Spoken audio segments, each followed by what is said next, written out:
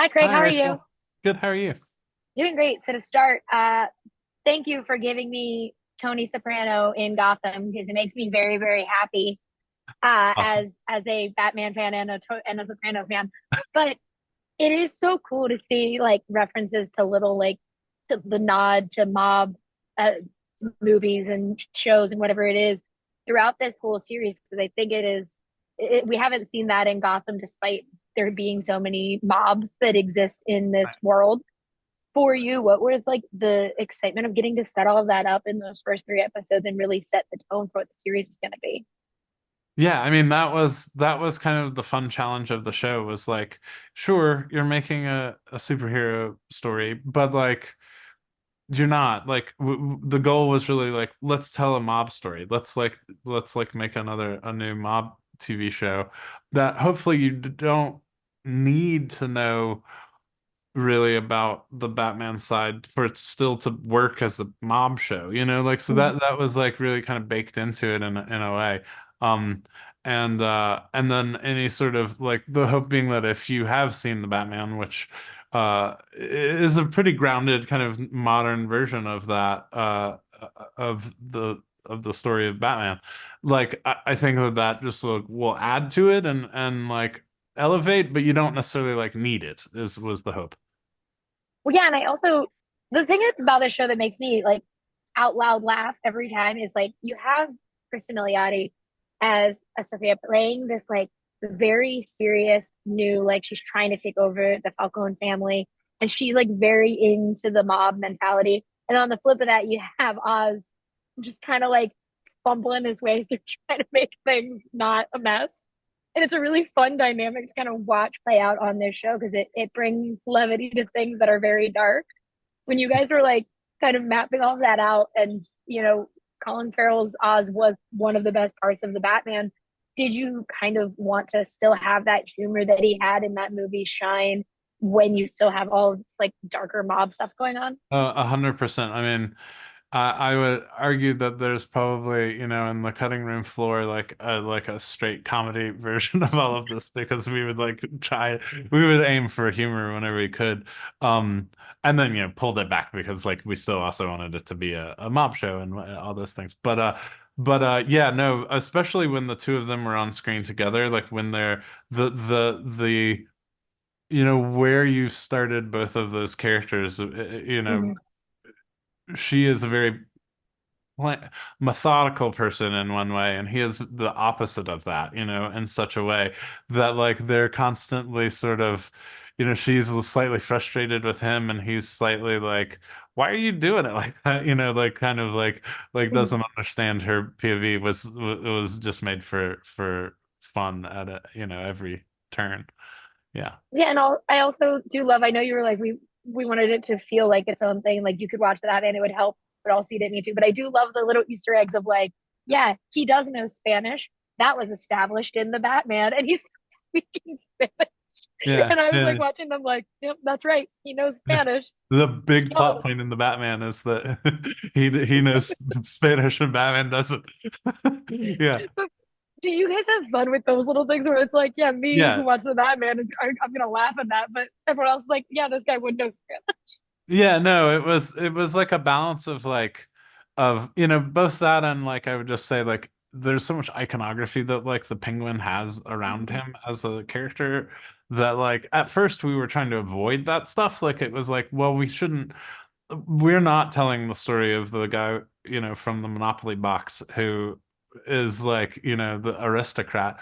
But over time, like there was just times where it was like so hard to say no to, like, okay, here we have as props would bring me up, like here is a newspaper that he can cover his head to like walk down the street during the rain. But it's like, but that guy probably would have an umbrella, and then you're like, oh, I guess we're doing it. We're putting an umbrella in it, and it was like fun to kind of like know when we were like going towards that stuff, but in a way that like truly like we started with like we're not going to have any of that, and then it became a thing where it was like, oh, there's an opportunity to maybe have another character have some, bit piece of the iconography of what the Penguin was and show that. And you also get to I was like, yep, great, he is Tony Soprano. When we see the Penguin's mom and kind of his relationship with his family in the show. Yeah. I think that's really cool, but also very much like a mob guy. When you were kind of, working on that scene in particular, when you guys were directing it, and it is so important because it's the first time you see him with a family member and how he interacts with her. How did you guys kind of like make sure that that complicated relationship he has with his mother is laid out as soon as we see him step foot in that house? I mean, Dee O'Connell is how. Like she is an amazing actress. She's so good. Um, and I had worked with her before, and I was like really like insistent. Like I was like really wanted her to play this. Because I just kind of knew that she would get kind of the like what to do. Um, it was cool because I mean, and it's funny that you bring up The Sopranos because I also didn't like go back and try to watch The Sopranos or anything like that, or like really try to I tried to not think about The Sopranos or anything like that when I was making the show so that I wouldn't, totally be uh going down the same road. But I did think about like the his relationship with his mom and The Sopranos is so good. Um so I can't deny that that was like a little bit in my head. But the truth is like she the fact that Dee Dee found an analogous accent to Collins, I think helped us all so much. It was like, right, this is this guy's mother. It was like constantly like what is that guy's mother like? Like trying to just like figure that out and search for like, oh, right. Like of it, hopefully it's like very like satisfying to like see like, sure, that's what that guy's I mom looks like. 100%. Like the minute I started watching these screeners, I was just like, this is exactly what I wanted out of this show. Like I was like, I wanted Colin Farrell doing the same bits that he was doing in the movie, but Yeah. just amping them up because he has more time to do them. Awesome. And for my last question, I want to ask about that. The relationship between him and that kid is so funny because this boy should not be working with the penguin. He gets nervous and can't talk, and then the penguin's yelling at him. But it also breeds this really nice like when Oz kind of realizes that the kid needs him, he's like, okay, it's all right that you mess, and he like has this sweetness to him. When you guys are, balancing all of the different elements that this show has to have in order to be successful, where do you find like the humanity in Oz in those moments to like really help like bring that out in Colin and Right. make sure we're all on his side?